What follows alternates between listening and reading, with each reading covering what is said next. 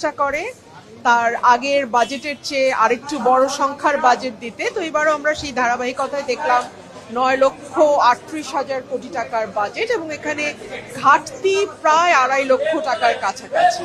এখন এই ঘাটতিটা আসলে পূরণ হবে কি করে? একটা হচ্ছে মানে দেশের ভেতর থেকে ব্যাংক খাত থেকে ঋণ নিয়ে, আরেকটা হচ্ছে বৈদেশিক ঋণ বা অনুদান থেকে। সো আবার আমরা দেখব যে দেশের ব্যাংক খাতের উপরে একটা চাপ তৈরি হবে, এবং বাইরে থেকে যে ঋণের কথা মানে ধরা হয়েছে 1 লক্ষ কোটি টাকার ওপরে বিদেশি ঋণ বা অনুদান, সেখানেও খুব ভালো খবর তো আমরা দেখছি না, বিকজ IMF তাদের যে লোন দেওয়ার কথা ছিল সেটার লাস্ট দুটো কিস্তি তারা এই সরকারের সময় বাতিল করেছে। IMF যখন ঋণের কিস্তি বাতিল করে, এবং তখন দেখা যায় যে অন্যান্য দাতা সংস্থাগুলো আর সেভাবে ঋণ দিতে চায় না। আর দুই হচ্ছে, আমার কাছে মনে হয়েছে রাজস্ব আহরণের যে লক্ষ্যমাত্রা ধরা হয়েছে সেটাকেও যথেষ্ট উচ্চাভিলাষী বলে মনে হয়েছে, বিকজ আমাদের ট্যাক্স জিডিপির যে রেশিও সেটা দক্ষিণ এশিয়ার মধ্যে বাংলাদেশের সবচেয়ে কম। সো সেই জায়গায় এত বেশি ট্যাক্স সরকার আহরণ করতে পারবে কিনা সেটাও একটা বড় প্রশ্ন। সো এই সকল কিছু মিলিয়ে বাজেটটি আসলে কতটুকু বাস্তবায়নযোগ্য সেটা একটা প্রশ্ন থাকে।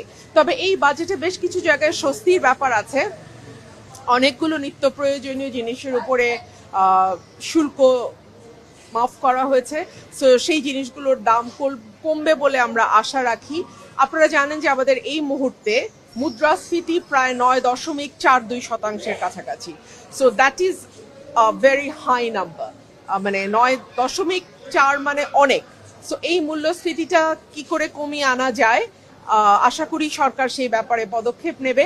যদিও আমরা দেখতে পাচ্ছি যে বিদ্যুতের দাম বেড়েছে, তেলের দাম বেড়েছে, সো এই সব কিছুই কিন্তু মূল্যস্ফীতিতে ভূমিকা রাখে। তো দেখা যাক সরকার এই ব্যাপারে কি করে। দেখুন, আমার কাছে 3টা ক্ষেত্র খুব গুরুত্বপূর্ণ। একটা হচ্ছে শিক্ষা, 2 নম্বর স্বাস্থ্য, 3 নম্বর সামাজিক সুরক্ষা।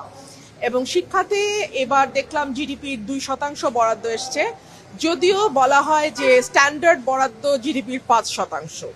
স্বাস্থ্যে এসছে জিডিপির 1% মাত্র, এটাও কিন্তু স্ট্যান্ডার্ডের অনেক নিচে।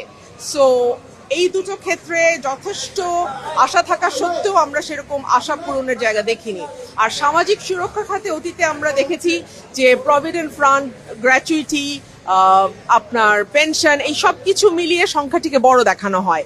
সো এবার আমি বাজেট পড়ে আমি দেখবো যে আসলে যে 1 লক্ষ টাকার উপরে যেটা সামাজিক সুরক্ষা বলা হচ্ছে সেটা আসলে কতটা সামাজিক সুরক্ষা আর কতটা আপনার পেনশন, গ্র্যাচুইটি ইত্যাদি ইত্যাদি। বিকজ আমরা